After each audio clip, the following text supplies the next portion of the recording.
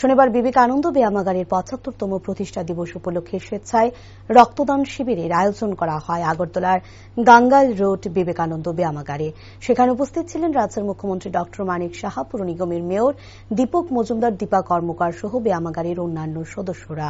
অনুষ্ঠানে বক্তব্য রাখতে গিয়ে মুখ্যমন্ত্রী প্রফেসর ড মানিক সাহা বলেন, তিনিও কোনো এক সময় এই ব্যায়ামাগারের সদস্য ছিলেন।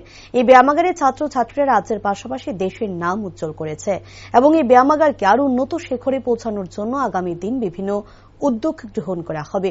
৭৫ বছর পূর্তি উপলক্ষে রক্তদাতা সহ রক্তদান শিবিরের প্রত্যেক উদ্যোক্তাদের ধন্যবাদ জ্ঞাপন করেন তিনি।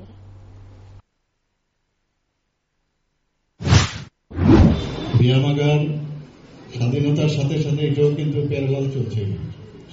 ৭৫ বছর পূর্তি আমাদের হয়েছে, পাশাপাশি বললো এখানে ৭৫ বছর পূর্তি এই ব্যায়ামাগারে। এই ব্যায়ামাগারকে আমরা শৈশবকাল থেকে আমরা দেখে এসেছি। আমি নিজেও এখানে এই ব্যায়ামাগারের কোনো এক সময় সদস্য ছিলাম, বেশি দিন ছিলাম না। তো সকালবেলা যখন মর্নিং ওয়াক করতাম, তো এখানে এসে আমরা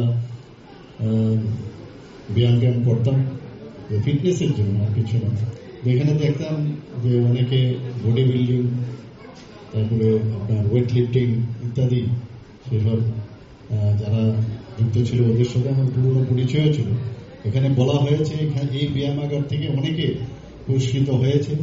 শুধু ব্যায়ামাগারেরই নাম ওরা কুড়ায়নি, সমস্ত রাজ্যের থেকে, দেশের থেকে ওরা নাম করিয়েছে। ব্যায়ামাগারের যেটা দীপা বলার চেষ্টা করেছে, যে যা দেখেছিল, দীপার তো বয়স কম, আমরাও যা দেখেছি এরকমই, খালি এই বিল্ডিংটা হয়েছে। আমাকে যা বললো যে ওএনজিসির থেকে এবং এমএলএ ফান্ড থেকে কিছু একটা পেয়েছিল। আমি নিশ্চয়ই বিষয়টা আমি দেখব, এবং আমরাও চাই ডেভেলপমেন্ট ছাড়া তো হবে না, আইন মেনে কিভাবে করা যায়, এবং এটা আমার বিধানসভার এলাকাতেও। তো নিশ্চয়ই আমি দেখবো এটাকে কিভাবে